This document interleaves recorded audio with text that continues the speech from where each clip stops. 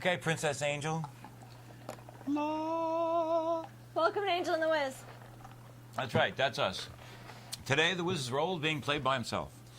Angel is being played by herself, and we appreciate all of you who join us and come and play with us.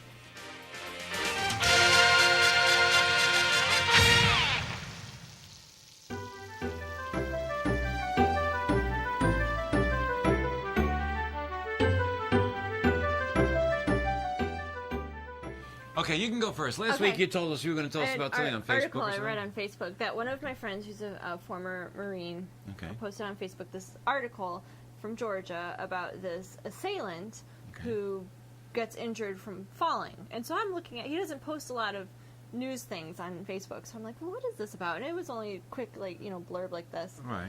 And the story is that this guy went into a computer store or something and decided to shoplift a laptop. So he gets caught. The store manager asks for it catches him, confronts him. The guy pulls out a knife. Store manager's like, okay, go, because the store manager's calling 911 and there's security cameras anyway. Right. The guy walks outside and there's 4 Marines who are collecting toys for Tots. Now I don't know if this is something that's recent or if this is something that's happened a couple years ago and this article is just resurfacing. The Marines have seen this go on, so the Marines decide that they're going to stop this guy from stealing. And this assailant stabs one of the Marines. Now, the Marine survived. Everything's fine. And then later it says the assailant suffered from 2 broken bones, multiple wounds, potential concussion, open abrasion. I mean, and the list, it was like a paragraph this long. And it says, from a fall off the curb, according to the police report. Right, and that's how it should be. And you're like, right. Yeah. But I'm just thinking that's awesome. So one of those times when something worked for us. Yeah. Because there's way too much of this. You can't do anything. You can't say anything. You got to let people steal from you. You got. I mean, no, you shouldn't let people steal from you. Yeah, I know, but I mean, I've read about. Guy gets fired because he stopped the robbery. You know what I mean? Things are.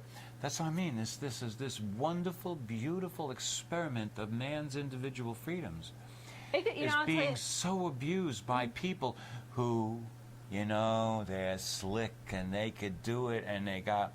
And nowadays, if you wrap yourself in the liberal cloth, it's like being invisible. You can do anything you want if you're a liberal. Hey, I'm a liberal. Nobody will criticize you. So why don't you just lie and say you're a liberal and then vote all Republican? Because lying is not a part of my makeup. I went to an event last night.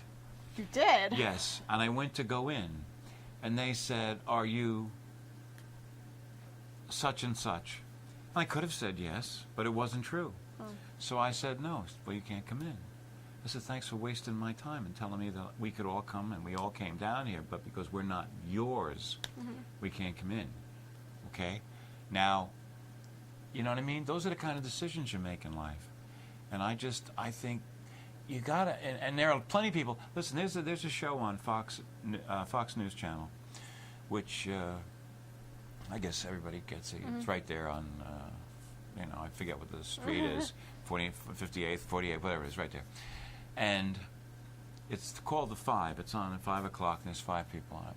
They have a guy named Bob Beckel on it, who represents, on all the other stations, you have 3 liberals and 1 conservative. So on Fox, they have the opposite. They'll have more conservatives than liberals for balance, so that way, because they are the balance for all these other networks and all these other newspapers. Okay. And this guy, Bob, I sent him an email one time. I said, every second Bob Beckel is talking, we have seconds that are not being used for the truth. This guy, no matter what the cause is, no matter what the issue is, he'll tell you, he will warp that information to embrace his point of view. He's an ideologue. Now, and if you're on MSNBC, you wouldn't even notice him, because they're all like that. And his opinion would just fit. And I wish he was on MSNBC, because it has so many fewer viewers, and I wouldn't have to mute him. because he is never right. He's never honest. He's never fair. He is always, you know, and I have trouble with that. You know, people that there are certain things. You know what? What? There is black and there is white. There is yes and there is no. There is truth and there is fiction. Some people can't deal with. Is fiction the right word? False? Fiction is fake, yeah. Okay. Well, that's okay. Truth and fiction. And there is. And yet, you know, lawyers, you know, I pick on lawyers because they they're wordsmiths and they manipulate things. They you know, do what they got to do. But you know, I have a problem with that. I think it's really important, and that comes back to the parenting thing. That we always, how many things, almost, let's say the vast majority of things, go back to parenting, because people become what they're trained to become in a lot of cases, you know, and it's just, you know, oh well. Anyway, okay, now, about 45 years ago. I don't remember when the Cuban Missile Crisis was. I guess it was 63, 62, 63. We have to go back before that, okay? When Richard Nixon was running, now I was a Republican in these days, you know, I didn't know, what I was a child. What, are you kidding me? Even I was young once, okay? So the election of 1960, which I was probably 12 or 13, whatever it was.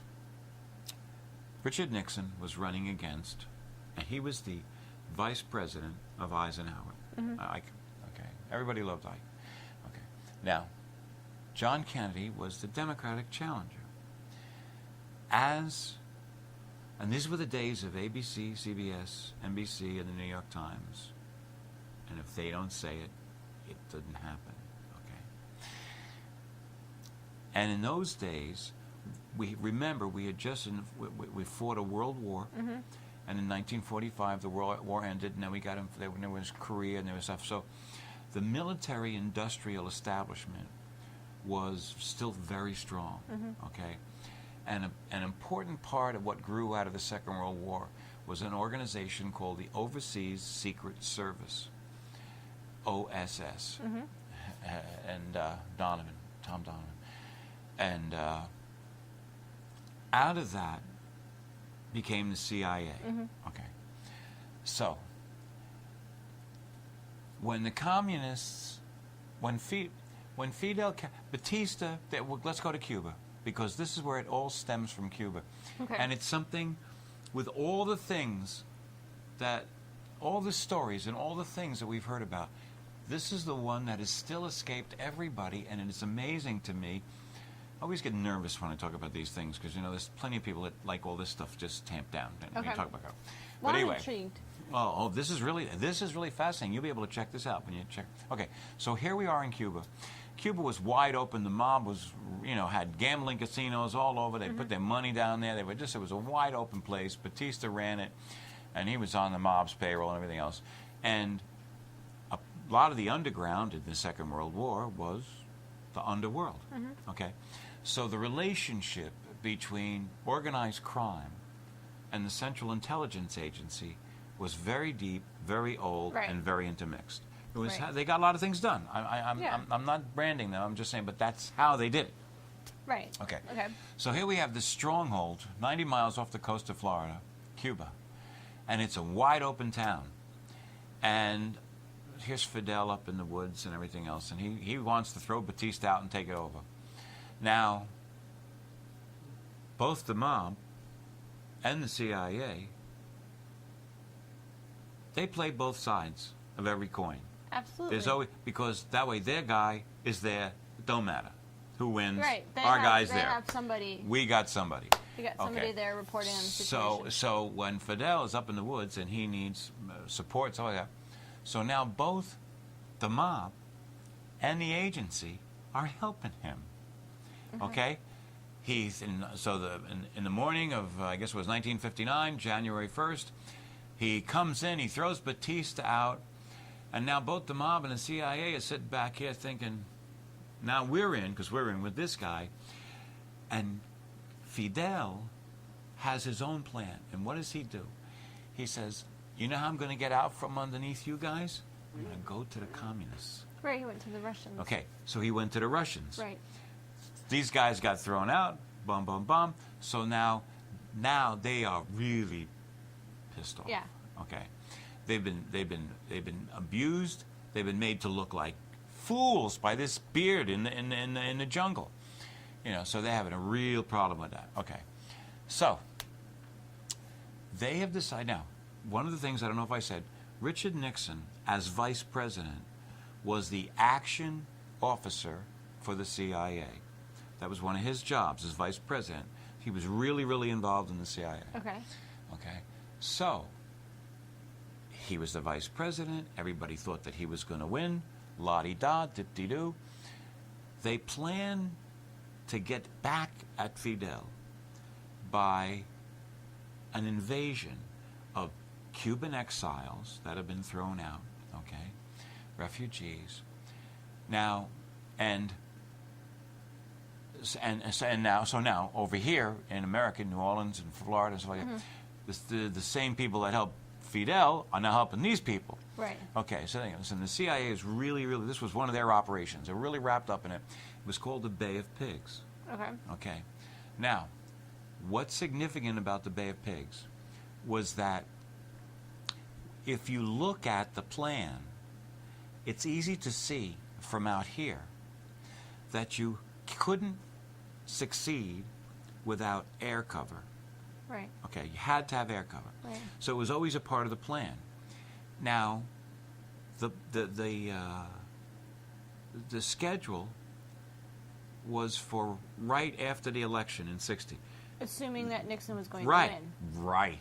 Here's Nixon, anti-communist, trumpeter, da-da-da. It's all wrapped up in the agency, la, la, la. Wow. And he loses. And they got all these guys. They got boats. They're ready to go. And so they decide that, you know what? We were going to have to sell this To Kennedy. to the people. To the people. Anyway, in other words, they were going to have to sell this invasion to the people anyway. So they decide, they figure, we're going to go ahead and we'll go to Kennedy and we'll say, here, these guys, we're going to do it. And once it's started, we're going to go to JFK and we're going to ask for the air cover. He'll have to give it to us, right? Because these guys are already on the way. If we don't Right. support them, they're going to get creamed. Okay? So General Cable, whose brother was the mayor of Dallas in 1963. Just Okay. a little side note, okay? Okay. Okay, so a much smaller group than people were ever led to believe. General Cable, who worked for Allen Dulles, head of the CIA at the time, who masterminded this whole thing, comes to JFK and says, "Wow, listen, these Cuban revolutionaries, they're trying to get Fidel out, and they're on their way, and they got a boat, and they're headed over there, and but they need help. If we don't give them, we got some fighter jets that in other words, they had a couple of mock-ups that made it look like the Air Force in Cuba had deserted Fidel. Okay, so and they had pictures that said, so this is all part of. So they take all this garbage to JFK. JFK says, we're not sending American planes. That's an act of war. We're not going to do it. Well, the second he made that decision, those cats were doomed. Okay, Right. They got killed, they got captured, they got everything else. Right. Everything else happened. Okay, so now you've got the mob and Kennedy, and the mob and the agency have been. They still hate Fidel, but now they've been betrayed. That's how they now see they're it. mad at Kennedy too. Now they're mad at Kennedy Right. because he, with his decision, sealed those guys' fate. A lot of guys got killed and hurt and everything else. Okay, right. So, time transpires, and all of a sudden, they come to JFK with pictures. Pictures, the easiest things in the world to make. Right. Okay. I think Photoshop is what we have now. We probably got it from them in 1960. You know, you know how Right. far we are behind the Yeah. military. Okay. Okay, imagine what they're doing now. Okay. They come to him and they release pictures in the paper showing missile sites in Cuba. Russian missiles 90 miles off the coast of Florida. Wow. And all of a sudden, the Cuban Missile Crisis is born. Okay? Were there real missiles there? Let's Okay. read on. Okay, so... Just for the record, I majored in math, not history, so... That's okay, that's okay. You guys think, like, oh my no, God, listen. she's such a dumb blonde. And no, what are you kidding me? What you can do with algebra, you made me shame you under the table. But well, let's follow the thread because it's easy to lose. Okay, so all of a sudden, the New York Times, the paper of record, that's what it used to be called, the paper of record. Used to say New York Times, period. If it was in the New York, okay. So they come out, they show the pictures, and all of a sudden, the panic hits every place. The Russians have missiles in Cuba. Okay? Now, one of the other little things that was kind of glossed over was that Castro and Kennedy, Khrushchev and JFK were trying to stop the Cold War. He was reaching out. He was a man of vision. He really was. I have to give it to him. He was trying to make friends. So basically what happened was, they were trying to make peace. Do you remember that? You probably don't remember. I don't want to go into Francis Gary Powers, but there was the U-2 plane many years ago, and it got shot down. And the purpose of that was to stop a peace meeting. Okay. So anyway, because these people that were involved in war, they were involved in war. Okay. So anyway, here we are. All of a sudden, we have a nuclear potential crisis. The world is on the brink of war. There's missiles in Cuba, and it's presented as fact, undisputable fact. So now, here's the thing that happened. To this day, nobody has touched this. It is amazing to me why. But this is not have like the Secret Service or FBI or something knocking on my door because of what you're about to say. No. Well, believe me, I always worry about that. Okay. But hopefully, because but you see, I'm the wizard. They just dismissed me. I'm a nothing. I'm totally unimportant. I'm a nutcase. Okay, great. Okay, so glad fine. we're on the same page. Yeah, good. Thanks. Okay, so here we are. So the world's on the brink, everything else. And what happens is, these guys are all playing chess. Kennedy, evidently, and I have no proof of this, but evidently believes and finds out that the Russians didn't put any missiles in Cuba, okay? And that these pictures are not, okay, they're not genuine. Now, how does he handle it? He can't come out and say, these are forged pictures made by our CIA to make us go into Cuba, because that was the point. Remember, the original Bay of Pigs was to have us go in and take Cuba back from Fidel. The whole purpose of the missiles thing was to go in and get Fidel, okay? Priceless. So what do they work out? So JFK sends out a blockade of ships so that no Russian ships can approach. Okay. Even though there were no Russian ships approaching anyway. Well, no. Supposedly there were. But I guess, this is the point that I'm trying to get to. What happens is JFK beats the agency again, and this is what he does. He gets Khrushchev. With Khrushchev's help, they remove the non-existent missiles. And how did they do it? They did it with...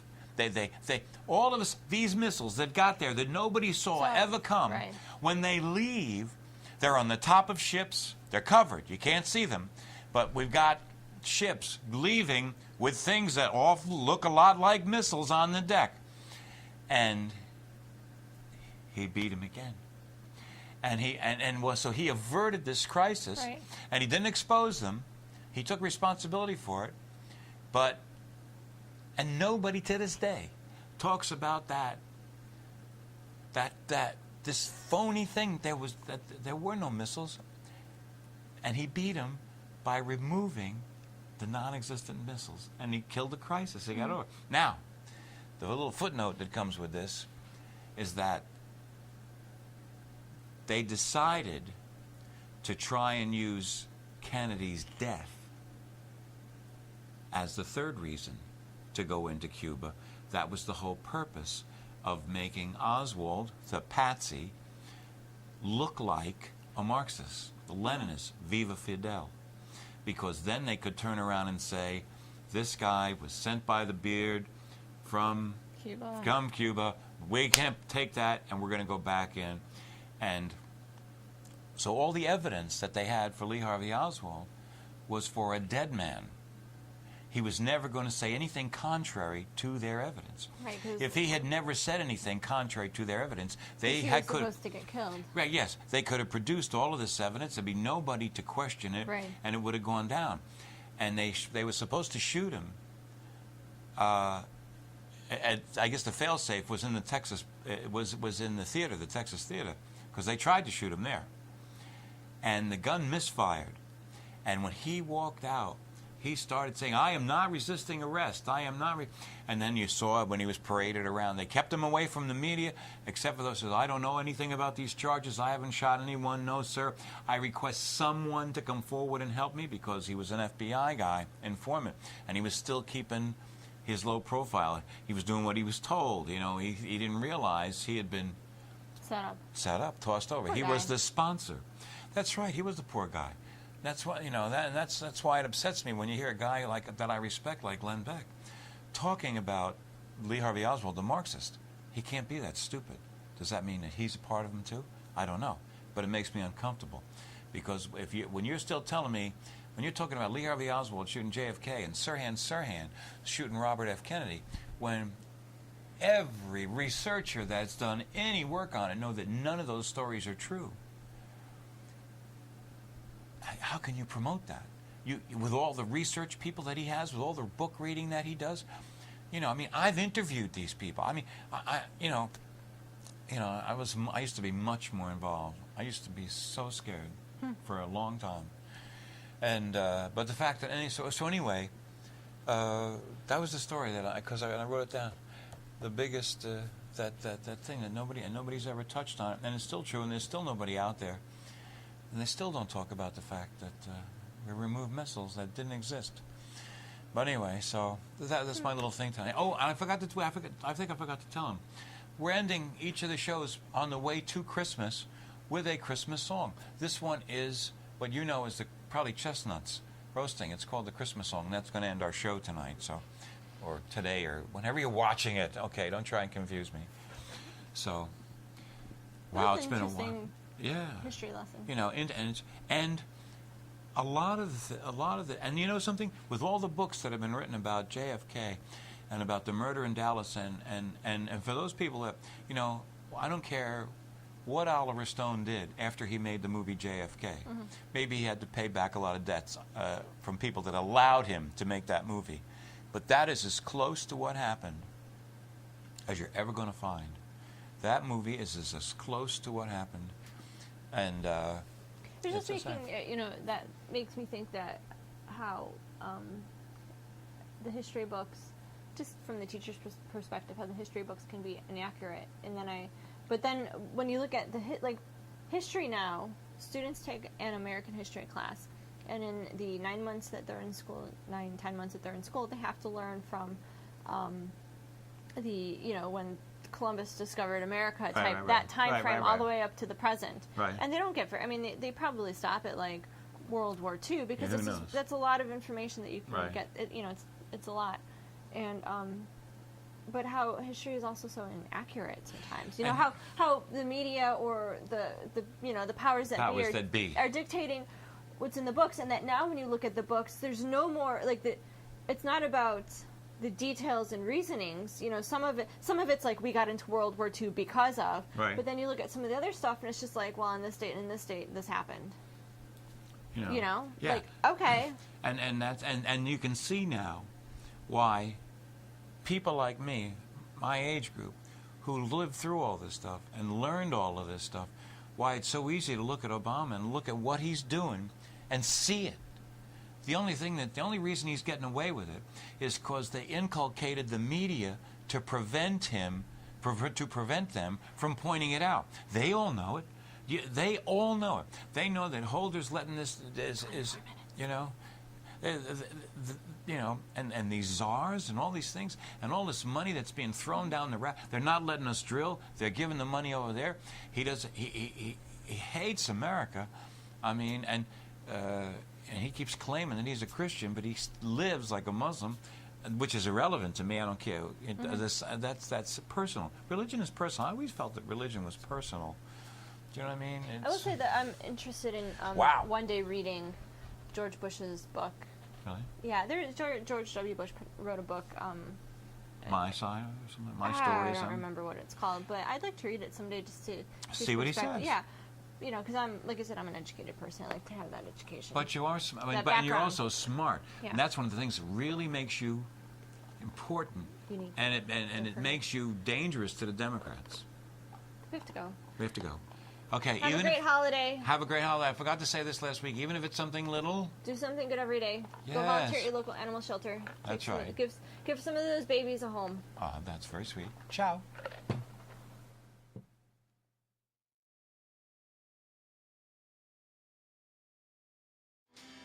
Chestnuts roasting on an open fire, Jack Frost nipping at your nose, Yuletide carols being sung by a choir, and folks dressed up like Eskimos. Everybody knows a turkey and some mistletoe help to make the season bright. And tiny tots with their eyes all aglow will find it hard to sleep tonight, for they know Santa's on his way. He's loaded lots of toys and goodies on his sleigh, and every mother's child is gonna spy to see if reindeer really know how to fly. And so I'm offering this simple phrase to kids from 1 to 92. Although it's been said many times, many ways, Merry Christmas to you. Although it's been said many times, many ways, Merry Christmas to you. And things will be as they should be upon this Christmas night.